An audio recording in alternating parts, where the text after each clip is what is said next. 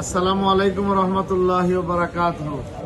আমরা ইউরো বাংলা ট্রাভেলসের মালিক শমসুবাইর লগে বার্মিংহাম থেকে হজ আইসি বাংলাদেশ হইয়া। বাংলাদেশে পাসপোর্ট যারা আছে তারা শমসুবাইর লগে বুকিং দিতে পারবা আগামী বছরের লাগে।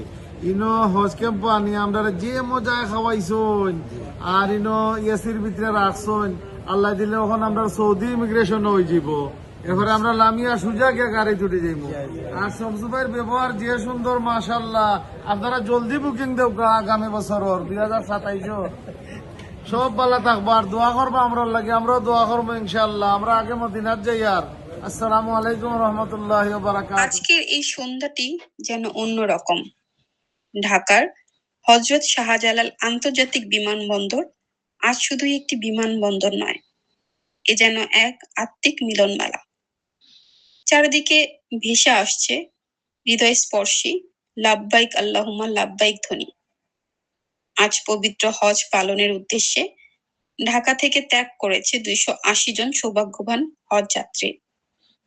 এই মহামান্বিত কাফেলার আয়োজন করেছে ইউরো বাংলা ট্যুরস লিমিটেড এবং আল এহসান ট্রাভেলস। দীর্ঘ প্রতীক্ষার পর যখন আল্লাহর ঘর দেখার ডাক আসে, তখন সেই অনুভূতি ভাষায় প্রকাশ করা সত্যিই কঠিন।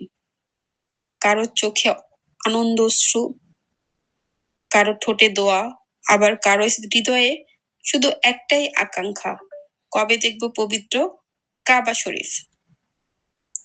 সাদা ইহরামের কাপড়ে মোড়ানো মানুষগুলো যেন আমাদের মনে করিয়ে দেয়, এই পৃথিবীর সকল ভেদাভেদ ভুলে সবাই আল্লাহর দরবারে সমান। ধনী গরিব, ছোট বড়, সব পরিচয়ের ঊর্ধ্বে উঠে আজ সবাই এক কাতারে। বিমানবন্দরের প্রতিটি কোণে আজ আবেগের ভরপুর। প্রিয়জনকে জড়িয়ে ধরে শেষ বিদায়, চোখের কোণে জল, আর সেই সঙ্গে অসংখ্য দোয়া, আল্লাহ যেন এই সফর কবুল করেন। ইউরো বাংলা ট্যুরস লিমিটেড এবং আল এহসান ট্রাভেলসের সুশৃঙ্খল ও আন্তরিক ব্যবস্থাপনা এই দীর্ঘ যাত্রাকে করেছে আরো স্বস্তিদায়ক ও সুন্দর। এই 280 জন হজযাত্রীর প্রতিটি পদক্ষেপ যেন রহমতের পরিপূর্ণ হয়। তারা যেন সুস্থভাবে হজে মাবরুর পালন করে আবার ফিরে আসতে পারেন প্রিয় মাতৃভূমিতে।